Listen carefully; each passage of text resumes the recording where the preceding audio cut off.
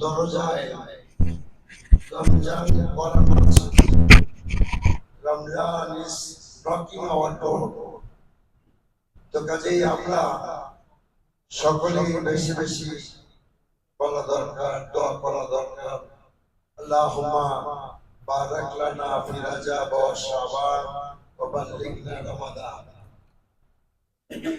আল্লাহ তাআলা কত মেহেরবান, তিনি রমজানের মতো একটি বড় মহিমান্বিত মাস আমাদেরকে উপহার দিয়েছেন।